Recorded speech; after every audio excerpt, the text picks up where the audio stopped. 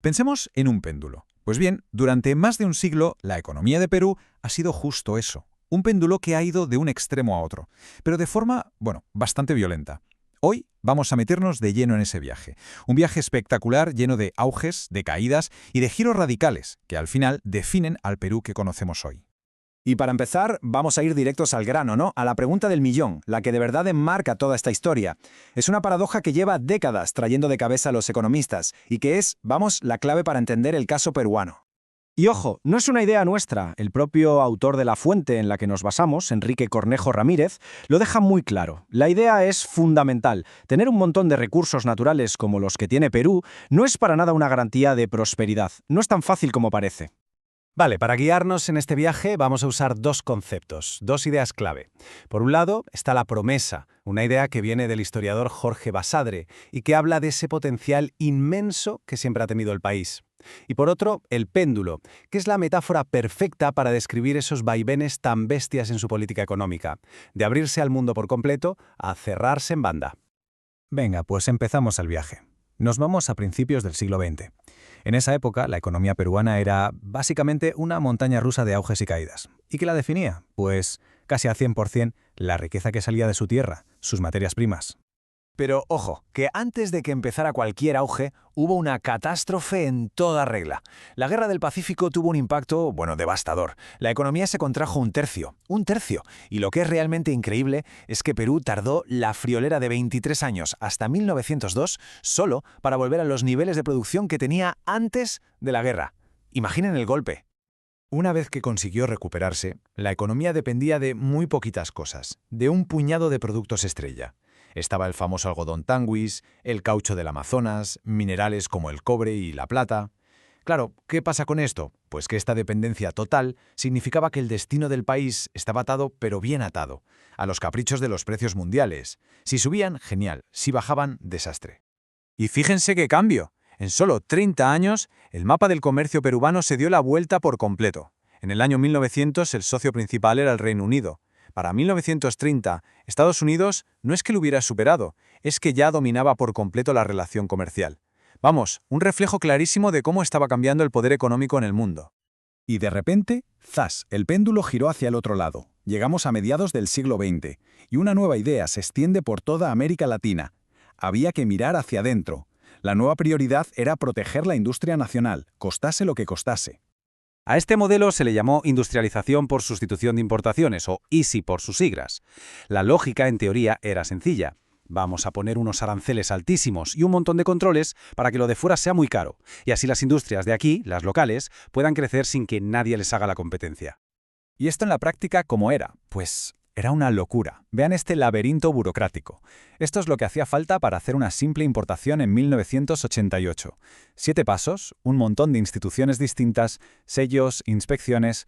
Era un sistema que, no estaba diseñado para facilitar el comercio, sino todo lo contrario, para desanimar a cualquiera que lo intentara.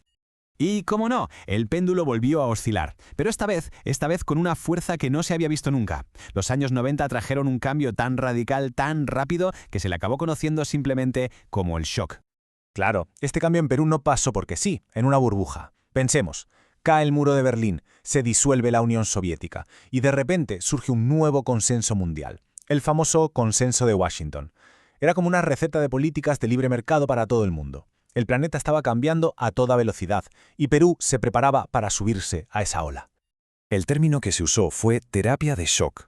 Y es que la idea era precisamente esa, no ir desmontando el modelo proteccionista poco a poco, no. La idea era hacerlo de un solo golpe. Se quitaron los controles de precios, los subsidios, las barreras comerciales, todo, prácticamente de un día para otro. Las cifras son, es que no hay otra palabra, alucinantes. El precio de la gasolina, por ejemplo, subió más de 30 veces en un solo día. El arancel medio, que estaba en un 66%, se desplomó al 15%. Y esos 539 productos que estaba prohibido importar, de repente, 0 prohibiciones. Fue un giro de 180 grados, un cambio total. Y ese shock fue el punto de partida de la estrategia que define a Perú hoy en día. La gran apuesta del siglo XXI ya no era mirar hacia adentro, sino justo lo contrario. Convertirse en una de las economías más abiertas del planeta, y la herramienta para conseguirlo fue una red gigante de acuerdos comerciales. El resultado lo podemos resumir en este número, 22. Ni más ni menos que 22 tratados de libre comercio, acuerdos que conectan a Perú con las economías más importantes del planeta. La mentalidad había cambiado por completo, ya no se trataba de protegerse del mundo, sino de formar parte de él. A ver, ¿nos acordamos de aquel laberinto burocrático de los años 80? Bueno, pues si lo comparamos con el sistema de ahora, es que es la noche y el día. Gracias a todos estos acuerdos, el objetivo ahora es ser lo más eficiente posible. Se habla de despachos de aduanas en horas, no en semanas, de usar tecnología en vez de montañas de papeleo. Una transformación total, vamos. Y que nadie piense que Perú se ha limitado a firmar acuerdos que le ponían por delante. Ha sido un auténtico protagonista. De hecho, fue uno de los grandes impulsores de la Alianza del Pacífico, junto a Chile, Colombia y México. Y juntos crearon uno de los bloques de integración económica más potentes y dinámicos del mundo. Y con esto llegamos al presente. Un presente donde, a pesar de todo lo que se ha avanzado, la historia ni mucho menos ha terminado. Volvemos a esa paradoja del principio y a los desafíos que, bueno, siguen ahí.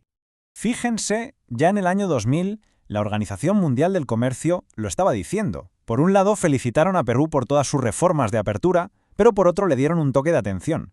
El gran reto, decían, era la agenda interna. Y esa, a día de hoy, sigue siendo la cuestión clave. Pero, ¿qué es eso de la agenda interna?